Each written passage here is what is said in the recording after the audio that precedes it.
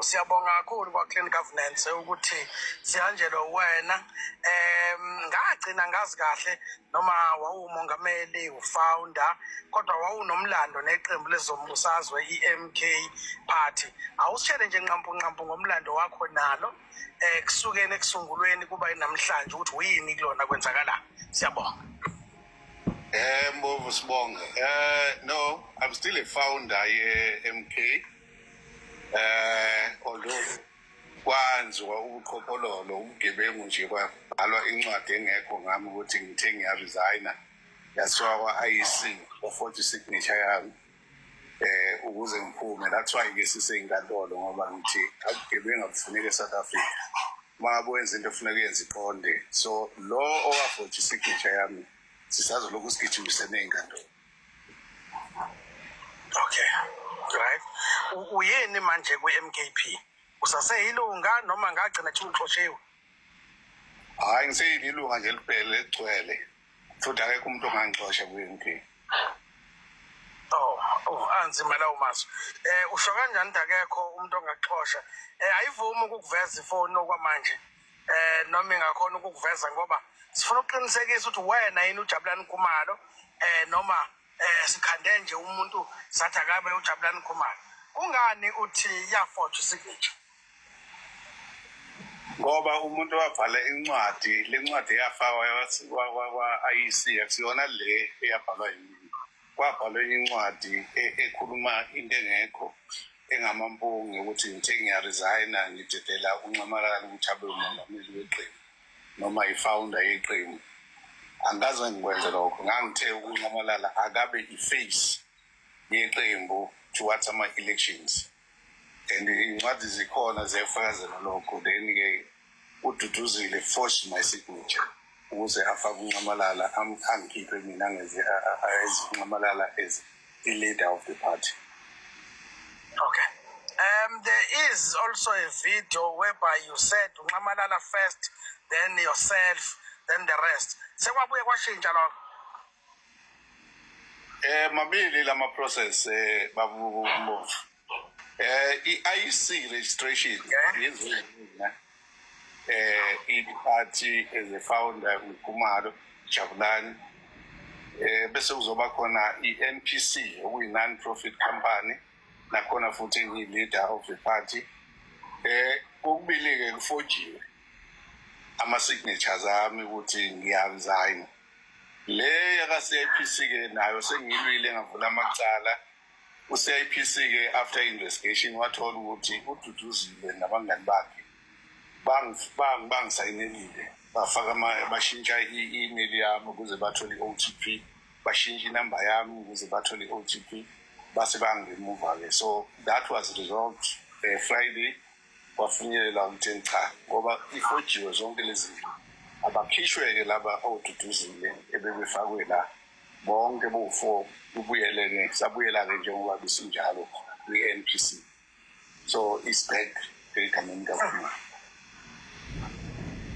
Omunye umbuzo esinawo before sizothi what is next for South African political landscape of future. Singazi silindeleni lawa amavidiyo lawa uthi khona uNcamalala uyena umongameli. Wawusho ukuthi umongameli indlelani? Wawumnika ama-limited powers, amandla ezogodlwa wena.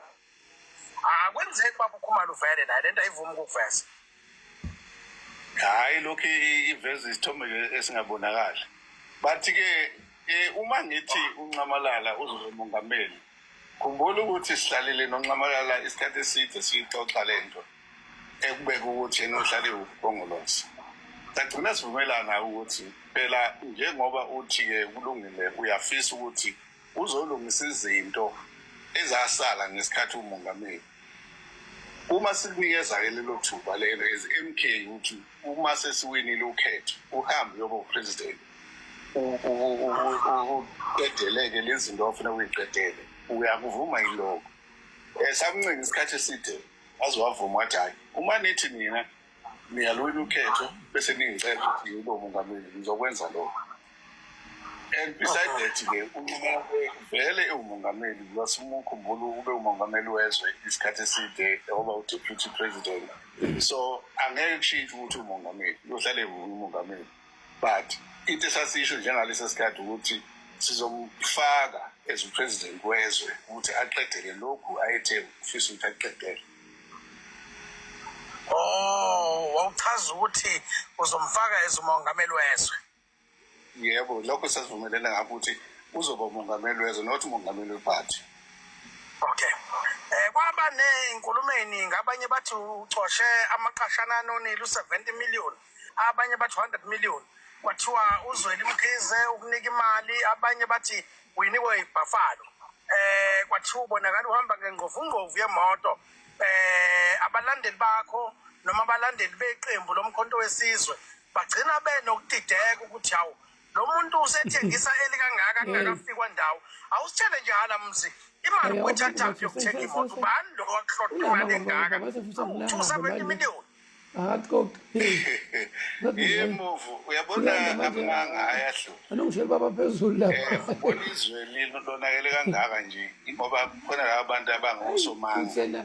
Abacabanga bazomelele wathanda ubone MP ingakwazanga ukuphatha uhulumeni ngenxa yamanga yabantu abangena phakathi MP bazoqamba amanga. Hayi ngami kuphela nabantu abaningi masibuke usuka kimi kuthiwa uZweli wabala uDD wabala wonke umuntu ngabalelwa ama X5 i3 athengwe uDD, ngabalelwa o Lexus, ngabalelwa oma Fortuna.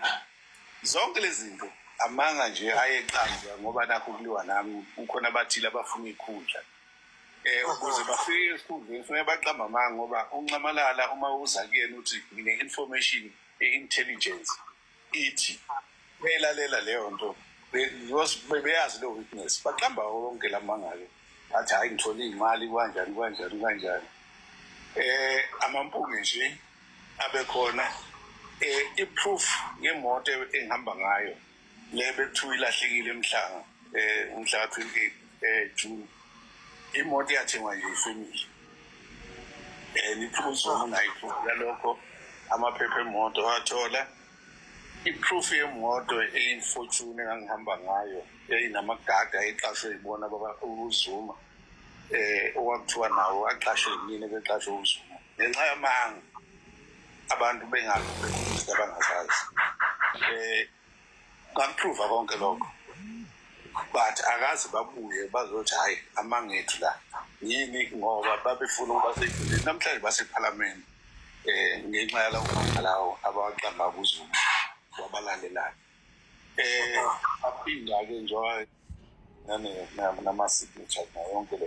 It's been izinto eyi-wrong phezu kwezinto eyi-wrong abantu ngoba befuna ukuphatha i-MK. Abantu-ke baxoshiwe ngenxa yamanga nalabo abakhishwe eParliament baphume ngenxa yamanga. So amanga kuphela asebenzayo lapha ku-MK, abantu abathile abangafuni ukubona.